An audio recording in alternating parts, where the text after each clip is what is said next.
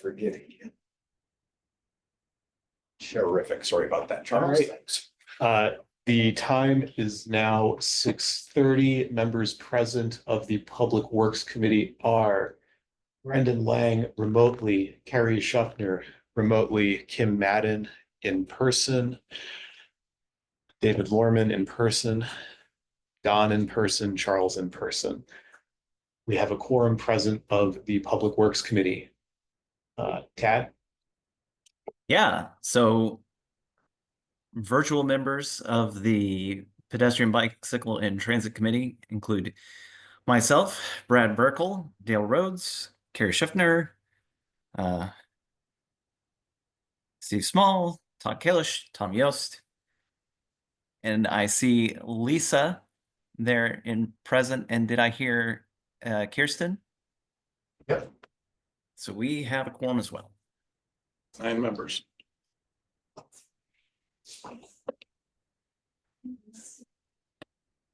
All right. Steve Small is listed. Right, but we're not seeing their. Oh, I think I only get 5 over here at a time. So when someone's speaking, they should jump onto the screen. It's just a real estate problem. Okay, and since we have not met jointly before as committees and we all are getting to know each other, just if you could please introduce yourself when you speak, that would be pretty helpful.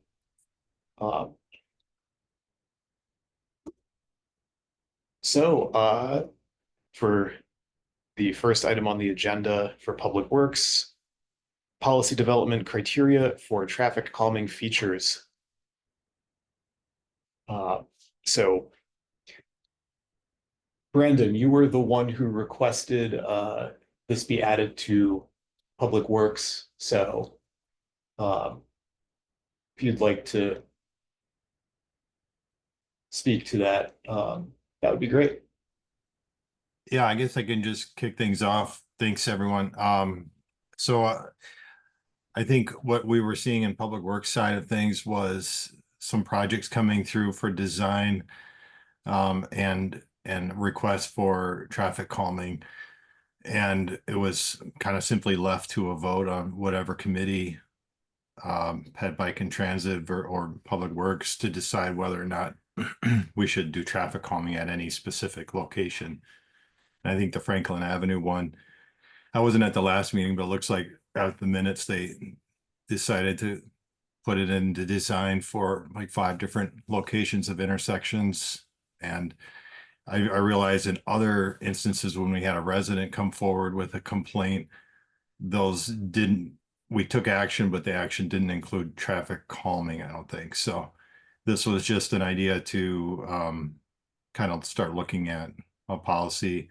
And Sean, you sent me the policy you have for just putting in crosswalks, any crosswalks, like painted crosswalks. So I thought that was something we could build off of. And then more recently you sent a document for, I think it was, maybe you could pull it up. It's for the traffic. Let me see if I can pull it up here real quick. Are you talking about the neighborhood traffic management program? Yeah, that's the one.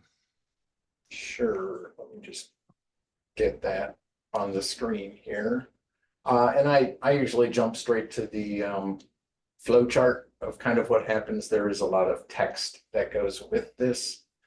But it kind of starts usually with someone letting us know of a concern. And then we try to figure out if it's one of the roadways that's even a candidate for the program. Really major roads and really minor roads tend not to be the focus of this. So that would have to be some sort of exception. We usually either get an application filled out, but we often enough to just take the email if it's explanatory enough of what specifically is the issue and where specifically is it, so that we know where to collect some data. And the city has a whole points criteria built into this program. So if it gets at least 20 points within our measurable data-driven evaluation of this, then we move on to looking at, well, are there some sort of simple, easy to implement, low-cost solutions that might effectively deal with that while we continue? If not, we'll share that data and say, well, we didn't get 20 points, so this is either out of the process or we didn't understand the actual problem, either the geographic area or the nature and extents of the problem, in which case we have to go and recollect data. And that loop can take some time, especially with limited staff time. I know that can get pretty frustrating for folks, but that is part of our process, is to move on. We want to make sure that it's evaluated with respect to data that we're actually collecting out in the field. Once we get beyond there, then we'll have a neighborhood workshop where we invite folks in and talk about the nature of the problem that we saw, the data that we collected, and work through some potential solutions to address the specific problem. At which point the city could consider temporary installation of some sort of feature that mimics a permanent installation. Although in my recollection, the only time we've done that was in the Stonefield neighborhood, and it was not well received. It looked a lot like construction barrels, construction cones, that sort of thing, because it was temporary. We also separately did, well, we didn't, right? There was a different process entirely by which a trial traffic circle, which was intended to be short-term, had been installed on Elmwood Avenue a year and a half ago, I want to say. And it was sort of a mixed bag about that one. It was done a little bit differently than just barrels and cones. But so in any case, we kind of put a caution on this that it might turn people off to the very idea of a permanent installation if we don't do the temporary one really well. And then we usually count on the neighborhood work group to really go and talk to neighbors and share information, especially for those who weren't at the workshop, because then we'll send out ballots and they come back to me, not to the neighborhood group. And people can either mail them, email them, or drop them off. Doesn't matter to me too much, but we need 50% of whatever we sent out to be returned. And then of those that are returned, 2/3 need to be in favor of the project. If not, it comes back up to the neighborhood workshop or goes out of process. If there is a satisfactory vote, then it gets ranked and put into budget for prioritization. So that's our flow chart. And like I say, there are these opportunities for loops if we're not capturing the essence of the problem, or whatever gets proposed from the workshop is not supported by the neighborhood. And so there may be ways to streamline this. There is a separate portion of this policy that says, in effect, if the city's doing a project anyway, it can, on its own volition, put in traffic calming features. The downside to that I would caution committees about is when we did that as the very first trial in traffic calming. I want to say that was on North High Point Road, in the southern portion of North High Point Road. And it was really viewed negatively by the neighbors because they didn't get a vote on it. They didn't get a say in it. It just got handed to them. And there was a lot of frustration that the city just came in and did this. Because a lot of this is the kinds of things that people really like or really dislike. We don't get a lot of gray in this arena. And especially if we put something that's perceived to be too near someone's house, they tend to disapprove of it just because of that. because they're the ones that deal with a lot of the brake lights and the acceleration. So is that kind of what we're doing now for Franklin Avenue, is just kind of, we took a vote on it and we're just putting them in now? So we're doing the Well, the status is that we just approved, the council just approved an amendment for the designer to look into what it would take to add raised crosswalks at 5 locations on Franklin Avenue. So we haven't made a decision definitively to include them in the project. Okay. And that's probably better considered under item number 3 on the agenda. Crosswalks, I mean, is a crosswalk, raised crosswalk, a speed bump? In this case, it wouldn't function that way because there are stop controls. Correct. And in general, I mean, unless you put them on Park Street, for example, which is a through street, and raise the crosswalks there, then they'd be speed bumps right at crosswalks. So, It would function, sure. Tad wants to. yeah, yeah, Sean, so this is Tad Dockery. I'm the chair of the Ped Bike and Transit Committee. They're not speed bumps. They are geometrically, they're geometrically the same as speed tables. And there's a pretty distinct difference in terms of the basically the rate of change in the vertical deflection. Speed bumps are quite a bit more sudden than speed tables. Speed tables don't require slowing down as much. And I know that can seem nitpicky, but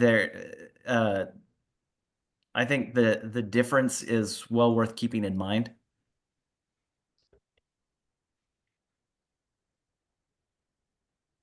Yeah, I think that's a good point. So speed tables, raised crosswalks, raised intersections, speed humps, all fall into the broad category of traffic calming features.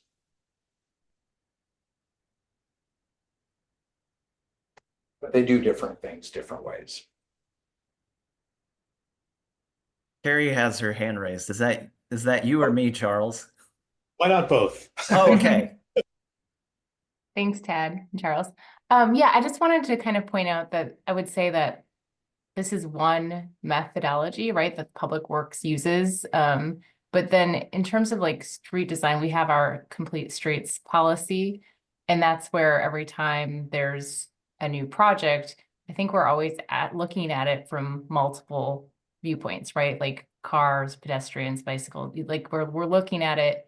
And so I think that's where, again, we would want to propose some traffic calming features based on the situation. I don't think we rely on the citizens always to come to us, right? I think that's one methodology, but I just want to make that comment that I think as a city, we're moving towards maybe just, again, making sure we can implement that complete streets policy. So I just wanted to go back to like the agenda item, the criteria for traffic calming features. And so I think, Brandon, what you're asking is like, what are some of the ways we evaluate things? I think this is one of them, but I wouldn't say, correct me if I'm wrong, Sean, but I wouldn't say this is the only one. Well, I think part of what we got, what I certainly have confusion with is, what does complete streets mean when pencil hits paper? How do I, as staff, know what, if anything, is the appropriate treatment at any given intersection or mid-block or within the intersection? So we can say complete streets and we want to make things better for pedestrians and bicyclists. But what I don't know is, what does that mean? And we don't have that guidance right now. So I'm until working on it. Sorry. Yeah, Tad has been taking the lead on that to work on guide or implementation guide. Yeah. I'm sorry, Tad, I cut you off. I haven't act. No, it's fine. It was a silly side comment. Yeah, I was just saying I'm working on that. Sorry it's taking so long. It's a long thing. So, Sean, if you have, you have something here in writing right in front of us we're looking at. So the complaint that we had earlier this year, I know Lisa will remember, it was a resident, it was the intersection of Century Avenue and High Road and Park Street where a child was hit. I think their backpack was hit or something. Did we follow this existing process to determine whether or not we needed traffic calming, or did it end up going out of process right away because it was Century Avenue, that different jurisdiction or something? Do you remember how that played out, Sean? Well, and the specifics of that instance involved a right turn after stopping at a red signal. So a driver from 0 miles an hour turned right, crossing a crosswalk in which there was a pedestrian. Traffic calming doesn't fix that. I don't know. I mean, better use of windshield fixes that. But this was a red light. Everything in the system was working the way that was supposed to, but the driver wasn't. So And so part of, so part of what we are looking at is if we can introduce a leading pedestrian interval in the programming of that signal and other signals across the city, to see if we can at least give pedestrians a head start. Now, in this particular instance, even that wouldn't have helped because the pedestrian was out in the street. And so I just don't have a good explanation as to how we fix that. Sorry, Kirsten. So, one thing that a raised crosswalk would really help with in that circumstance is making the pedestrian more visible. When you bring them up just slightly, they're much more visible to those who are driving. There have been a lot of studies showing that the level for that driver, is very different than when somebody is completely at street level. So I feel that a raised crosswalk used as a calming device would be very beneficial in a situation like that. What's the speed limit on that specific stretch of Century Avenue? 30. 30? Yeah, so that's the top of the FHA guidance for speed for raised crosswalks. Well, I think this was not a Century Avenue driver. This was a high road. This was a high road, yeah. Yeah, I guess, I mean, without getting into specifics of it, I feel like we owe the person who made the complaint an explanation of how we arrived at the conclusion that what the delayed, what did you call that, Sean? What we're going to change the timing on the light? Yep, a leading pedestrian interval. So it gives pedestrians a sort of a 3-second head start before the traffic gets a green light. Which I agree, that's a good idea. I feel like we owe that citizen an explanation in writing of how we got to that conclusion. And as much as we can reference a policy that's like the one in front of us, the better off we are for going through this process repetitively, because I think there's other examples. I don't mean to keep picking that example out because there's other ones. Sure, exactly.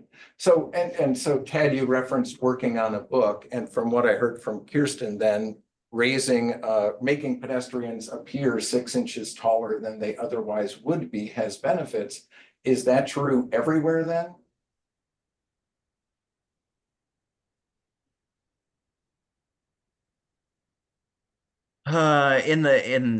In the simplest terms, yes, but as always, there are trade-offs that we have to make.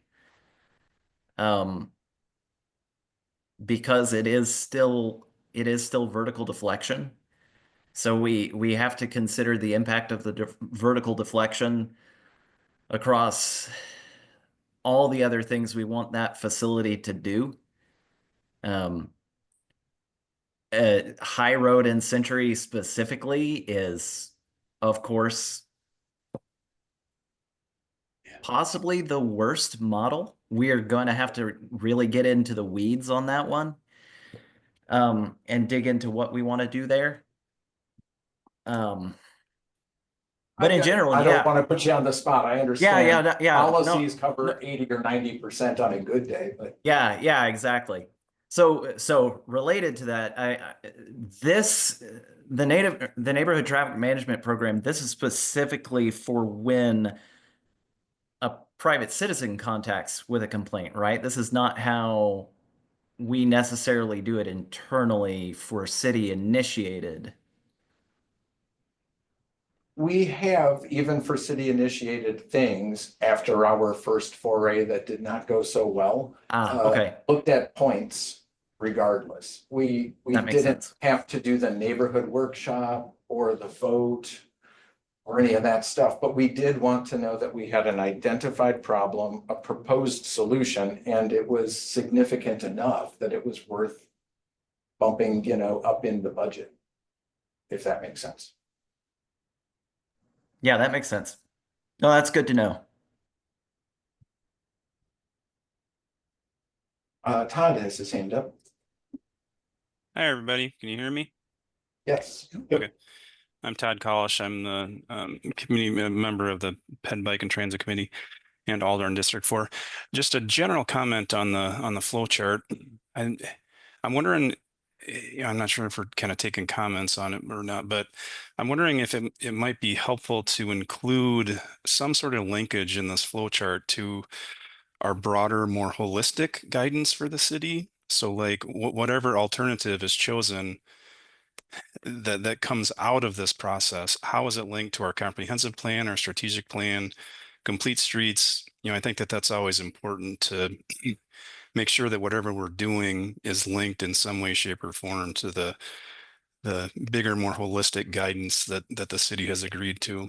And I don't see any linkage to that in here, but it's probably embedded in E, I'm assuming. But just a general comment on the overall flowchart diagram thing.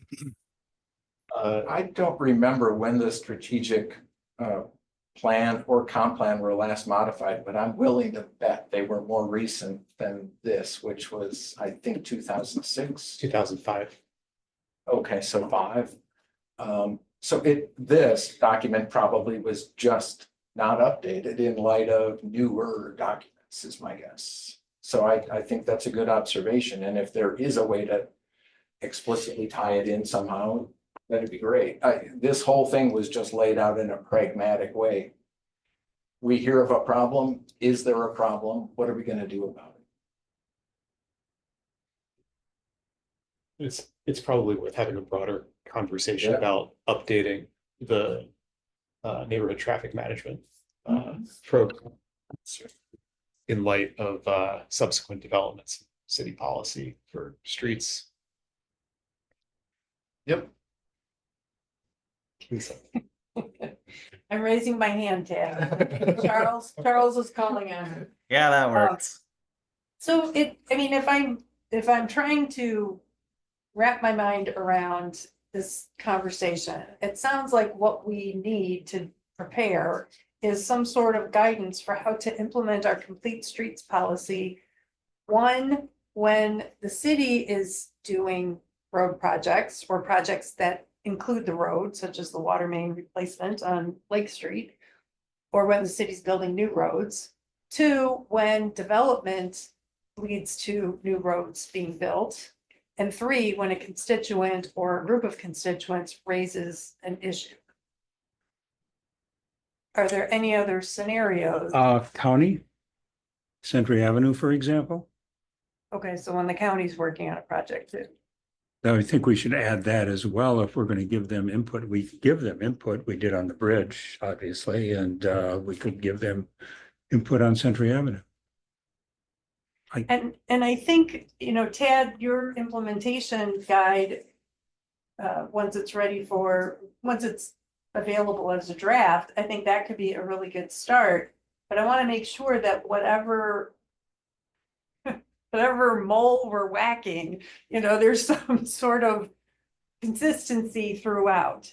So for example, why would the Old Creek Road, Frank Lloyd Wright, Pheasant Branch Ridge neighborhood group who's working on a neighborhood traffic management plan, why do we send out a survey and get, I have this 50% rule and then what was it, 67% or whatever? Of those, yeah. Of those.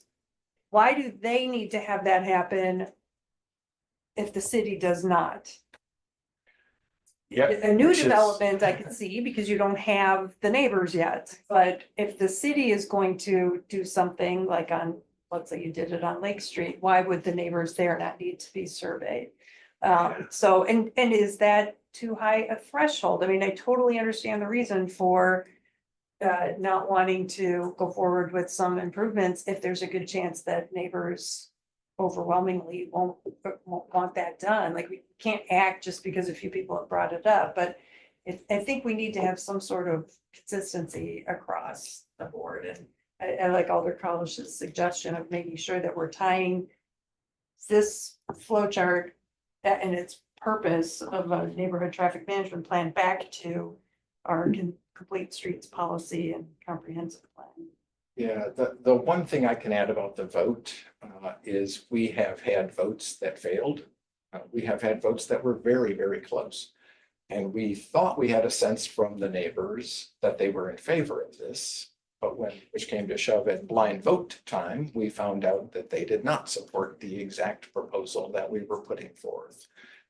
Everybody wanted something in those Sure. situations, but they didn't want one thing. Right. They wanted something else. And I guess, I look at it, I understand the desire to have public buy-in, but if we can document that a traffic calming measure that someone is recommending or that is recommended based on our implementation guidance, if that has documentable safety benefits, why would we not do it because people don't want it?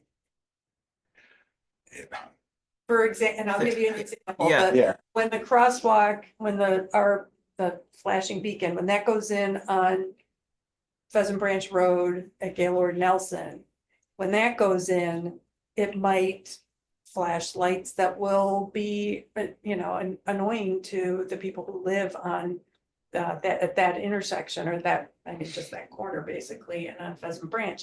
Would we not install a safety device like that to avoid creating an inconvenience for some people? I think the answer maybe depends on the specific situation, but in that case, I would definitely say no. If it can really benefit people, a lot of people, why would we not put that in? And we have had that complaint, and we have told them exactly that. Like, I'm sorry, it's annoying, but you are going to have to learn to live with it because it's in the public good. Tad, you've been looking to jump in for a minute. I was just gonna add, yeah, so out of the three things Lisa raised, yeah, the complete streets very much addresses the first. I think this is a great example of addressing the third, retrofit, which, yeah, we're going to need to continue both citizen and city initiated retrofit, because we're gonna find that not everything we do works and sometimes things change. Also, just math aside, the whole 50% of ballots returned means that the very best thing for people who don't like it to do to sink the whole thing, even if they're in the extreme minority, is to simply not return their ballots, which is conveniently, that means they can be disengaged. So I think that's kind of an issue. And then, yeah, we need to do a better job. I think sometimes people are just averse to change because they don't understand the change. So we need to be ready to explain the benefits of what we're doing. Alderman. Well, and to that point, and this is, I think, why Brandon and myself both said this, wanted to get this on the agenda, is that it's easier to point to, like, this is the policy, like, this is the procedure by which we make the decision. We looked at this criteria and these data points, right? We put the rectangular flashing beacon on this corner because there's X amount of cars and X amount of pedestrians that use that crosswalk. And that's what made it safe. And in communicating with constituents, it's a lot easier to say, we had a process. This is the process that we followed in order to make that decision. And this is how we came to it. And then you can discuss with your constituency, like, okay, like, let's have a discussion, but it wasn't just, we pulled it out of the air, or your whack-a-mole. analogy. And let me just back up. I had at one point drafted what I thought would be the beginning of a policy for RRFB, the rectangular rapid flashing beacon installations, but it was not adopted. I was told it was maybe too detailed or potentially confusing.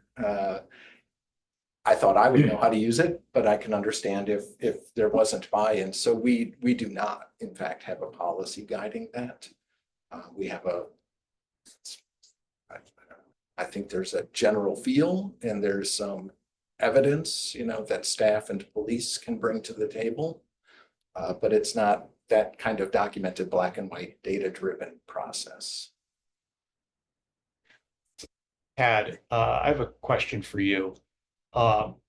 If Sean were to send you that RRFB starting point, would Ped Bike and Transit be willing to workshop it to the point where we have a formal policy? Yeah, that sounds great.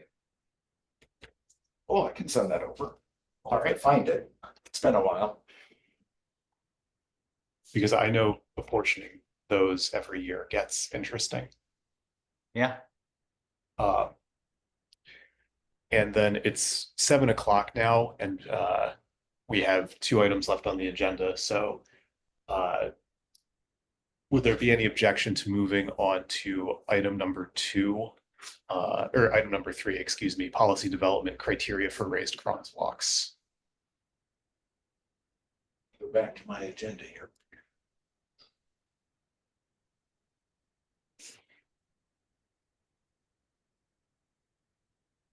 I think, Kim, you had brought this Yep. up specific to the Franklin Avenue design. Yeah, because in looking at that design, like, and walking through the neighborhood, right, you look at that, I'm like, well, you can see kind of an argument both ways for having that raised crosswalk in some of those places.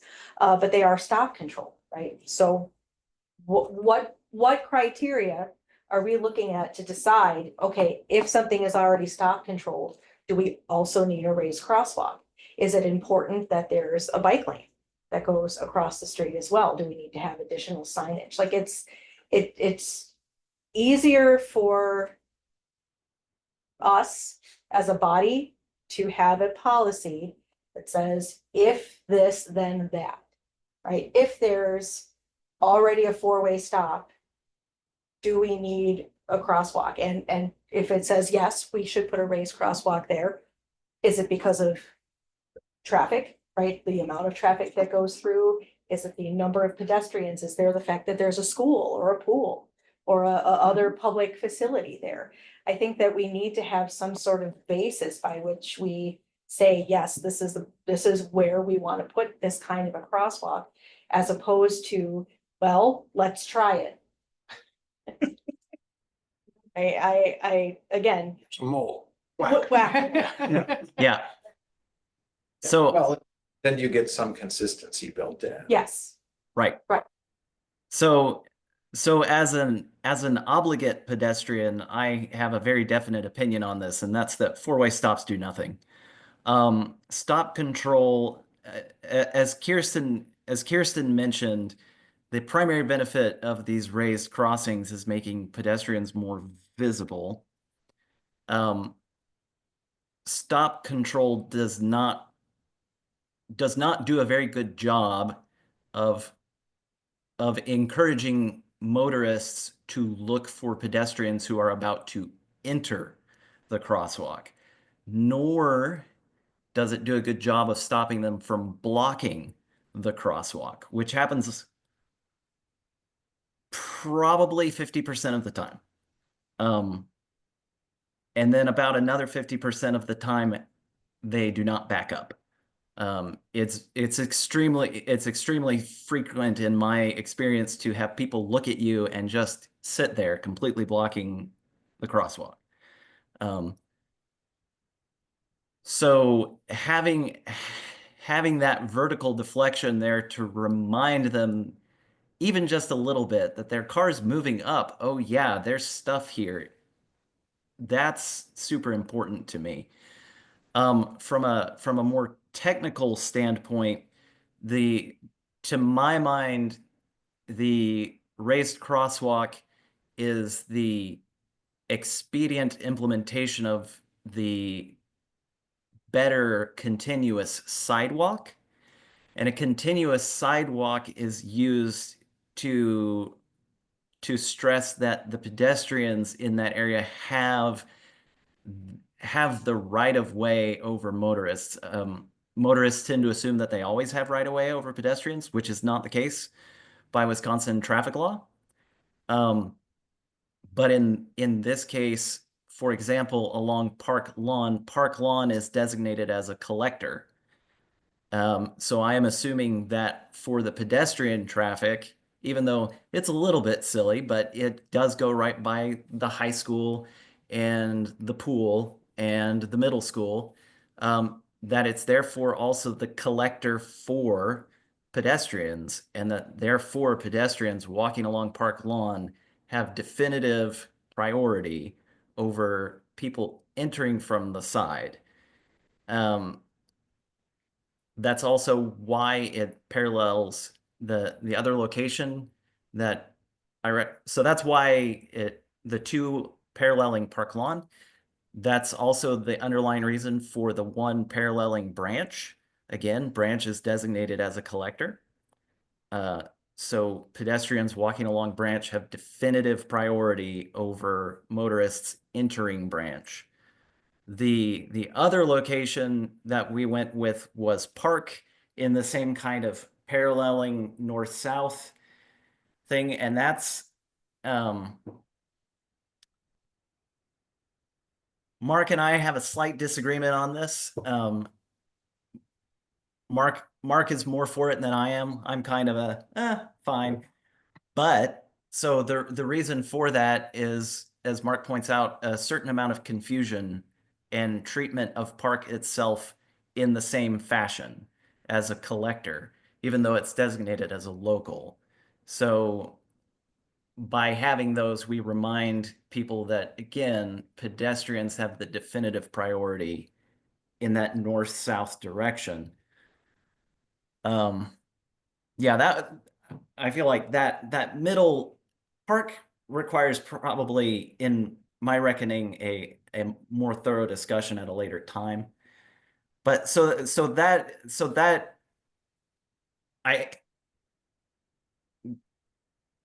okay, so from a pedestrian's perspective, it is always beneficial to have a crosswalk marked in multiple ways to really emphasize to motorists that they have to pay attention.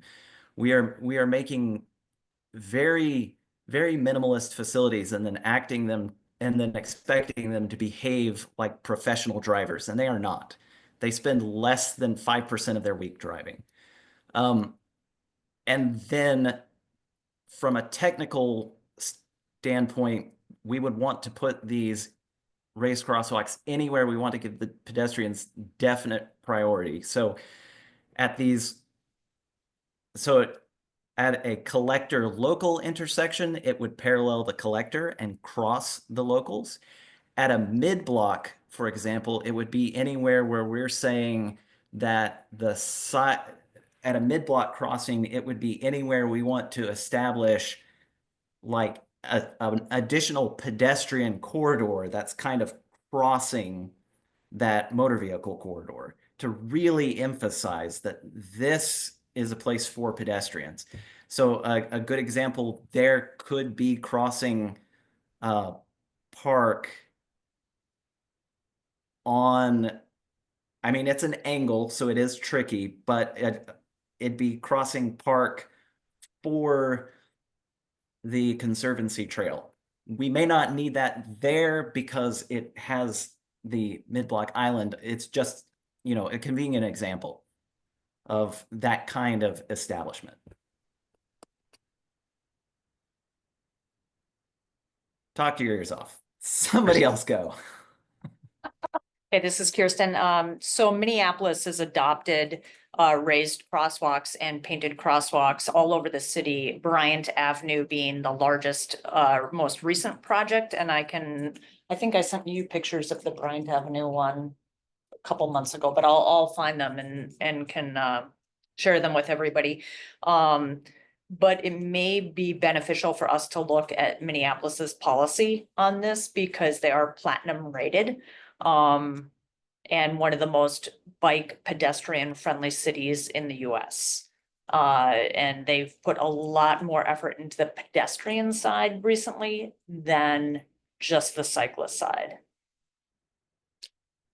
Carmel, Indiana is another community that majority of the crosswalks are raised. Okay. And they're all on roundabouts, by the way. They have very few actual intersections other than roundabouts in Carmel, Indiana. Alder Canairo, you had your hand Yes. raised. Yes, I'm glad you both brought up examples, because one of the first questions I have when we're trying to figure out what can Middleton do, I'd like to know, what are others doing? Madison comes to mind because it's local, but certainly seeing other examples of policies so that we can do what Alder Madden said and, have something to point to say, if this, then we do X. And then I'm also thinking, once we have something like the model implementation plan, are there candidate neighborhoods in Middleton where we could implement these measures on a, small scale, confined scale, and expand from there? And how would we identify those? Yeah, and I would say for something like these kinds of features, we have tended to build them out of concrete so that they're durable and that we can form the shape a little bit better than just asphalt, which effectively means we're paving through them and then cutting them out and pouring concrete in. So whether we're building it with a road project or as a retrofit is really a matter of hiring a contractor. It's not as big a deal one way or the other. Tad's comment earlier this evening too on four-way stops, you forgot to mention that no one ever stops at four-way stops. Right. Oh, I don't know, as a pedestrian cyclist for the most part, occasionally. Well, that's because they see. I've not had problems crossing streets as much as crossing driveways. Really? Okay. Yeah. But I mean, we see in our neighborhood that four-way stops don't mean anything to people. They just blow through. If you even take Park and Donna Drive, which is a school corner, no one stops there. Oh, see again, I except saw- through their frequent. I saw I city don't have that people problem. Make a left turn without Oh, stopping. yeah. So I mean, I nobody stops is obviously an exaggeration, Yeah. but there's a lot of people that don't stop. Apparently they fear me or something. Now, apparently, well, they know Yes, who are. they see Sean and they tremble. Yes, obviously. Yeah, And again, a bike stands out, you're a taller person. Oh, But then, let me ask this, Sean, you're on a bicycle, bicycles very rarely stop at any stop sign. When I'm on does. Yes, yours does, because you know the rule. It also fears me. Yes. But I mean, a Well- lot of them don't. so You're right. So, yeah, just on that note, so motorists often don't recognize that they haven't stopped because of the way their cars kind of insulate them from the environment. They feel as though they've stopped, but they haven't. Conversely, a bicycle going through, it's very difficult for someone who's not an everyday hobby cyclist to come to a complete stop and then with any rapidity go through the intersection, while at the same time a cyclist going through the intersection slowly is going through slower than a rolling stop car but has no blind spots. It's a complicated situation. So in terms of timeline for developing this policy and then getting the finer points and ready for a vote, would 3 months be too aggressive of a timeline? Do you feel, Sean and Tad?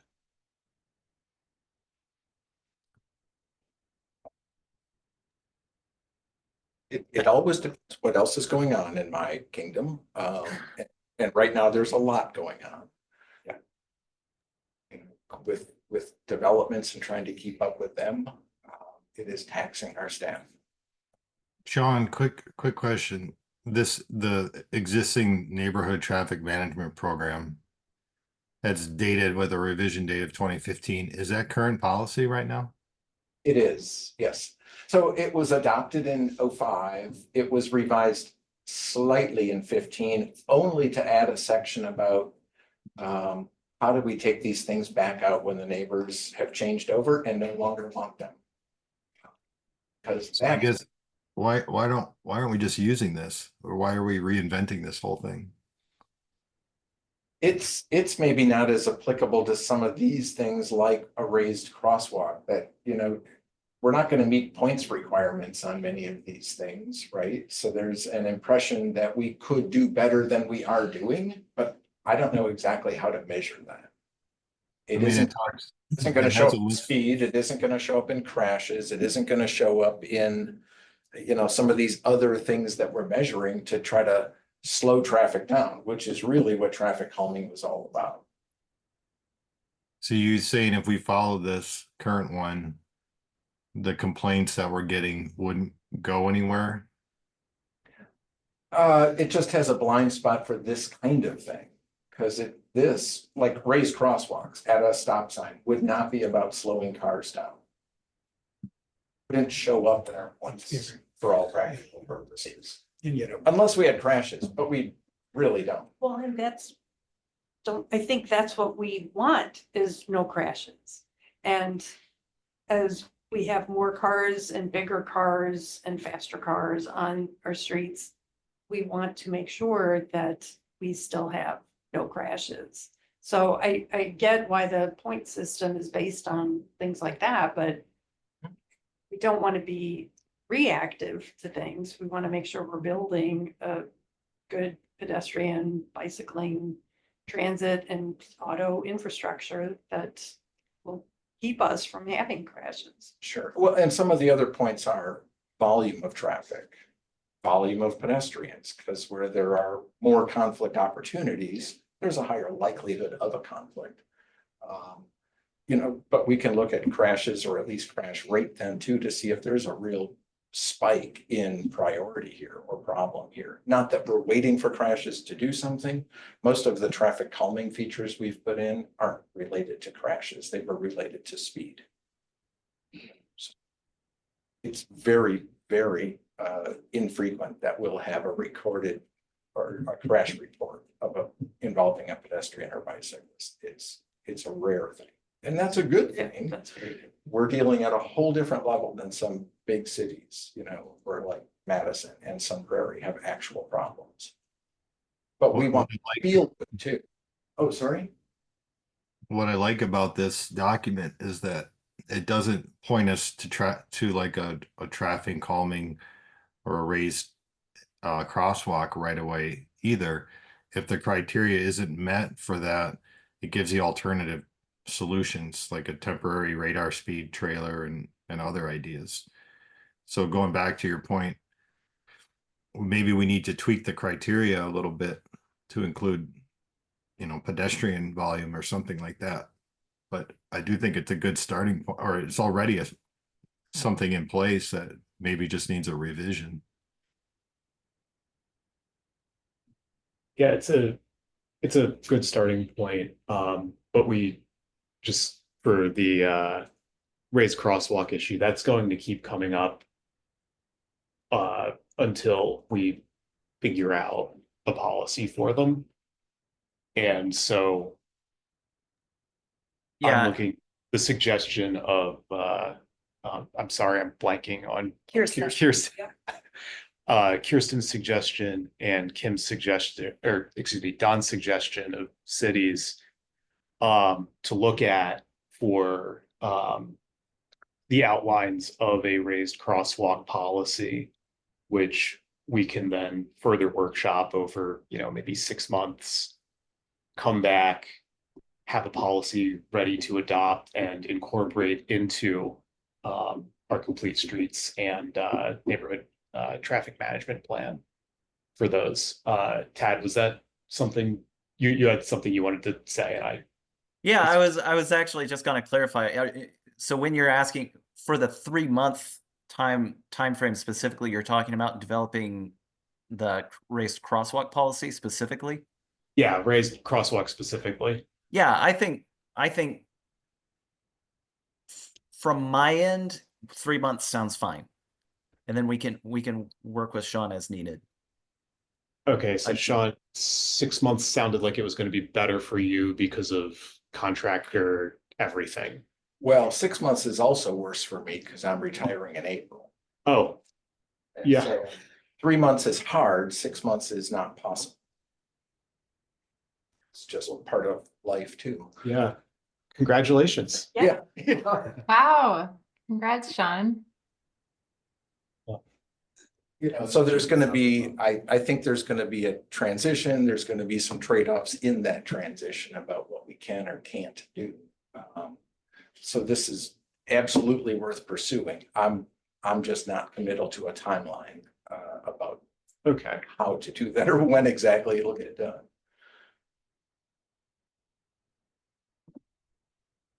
Well, let's aim for 3 to 4 months is what we have with. yeah. with Yeah, so Sean. let's aim for 3 to 4 months to have something.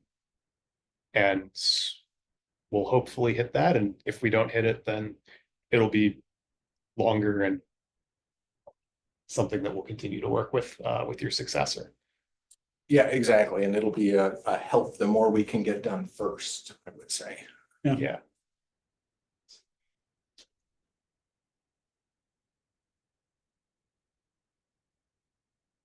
We only have a few minutes left for enhanced crosswalks.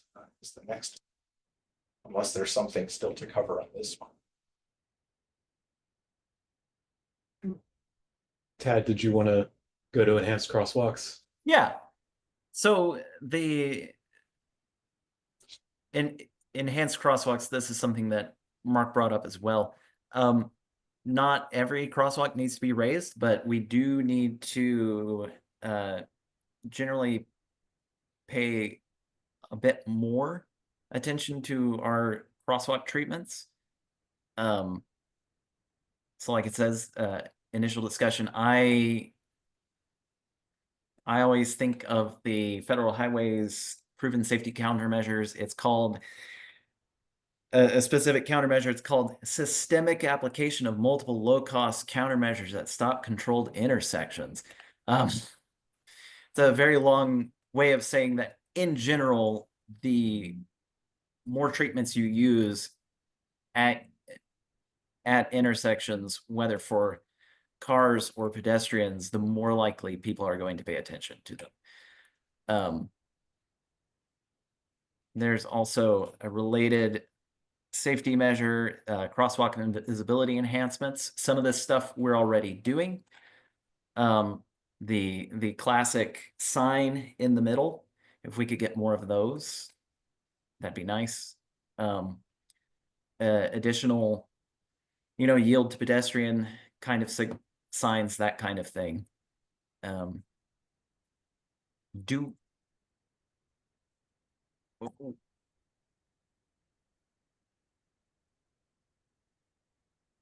Hey, Heather. Yep. No, he's still here. Yeah, no. I'm sorry. I'm trying to having difficulty formulating my next thought. Do we have a specific, like, this is what we do at crosswalks thing already? We have a policy for circumstances under which we'll mark a crosswalk and do how we'll mark it. Okay. Can we get a copy of that? Sure. Yeah. Yeah.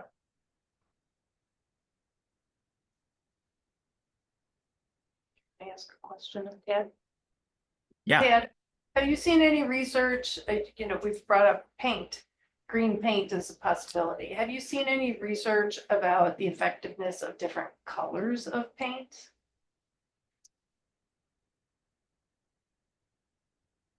No, I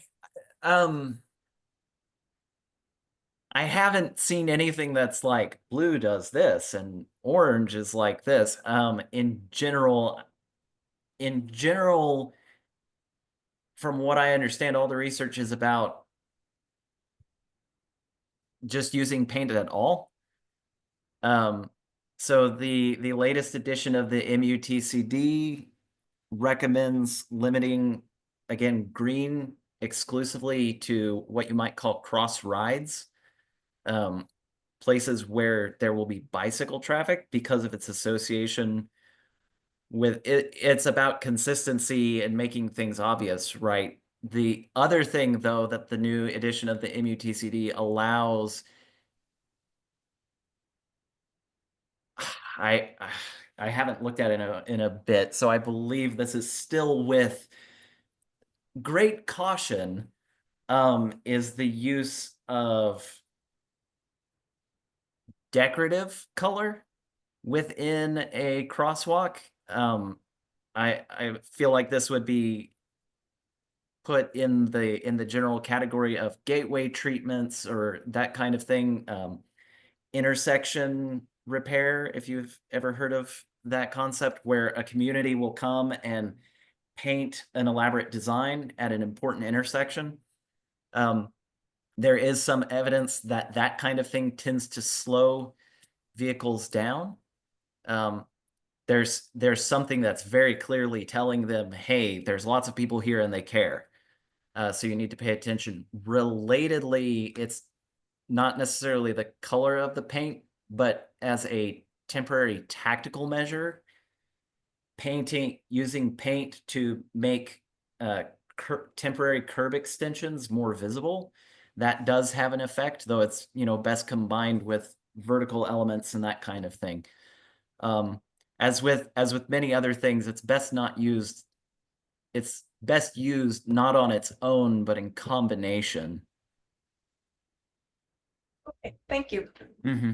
I think we'll need to call it here.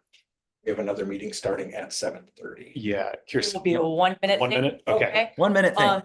Milwaukee River West has great examples of the decorative paint that Tad was talking about, but a really good resource for the paint and crosswalks for both bikes and walking is NACTO, NACTO.org. They even list cities that have adopted certain paints in crosswalks or on bike paths or bike lanes. Great, thank you. All right, so I think it's appropriate for Head Bike and Transit Committee to adjourn. Tad, if you. Yeah, that sounds fine. Ped Bike and Transit is adjourned. Thank you, everyone from Ped Bike and Transit for joining us, and volunteering your time. You'll declare a recess of Yes, Public Works until Public Works 7:30. is recessed until 7:30. That was just 2 minutes. Yeah, It's guys. exactly enough. Run. I can do it. Do we have to join in the other link? Because I think the password is different. It is a different meeting entirely, Okay. just if someone wanted to join us for that meeting. So yeah, we'll log this one out and I'll get that one logged. Yes. Okay, and I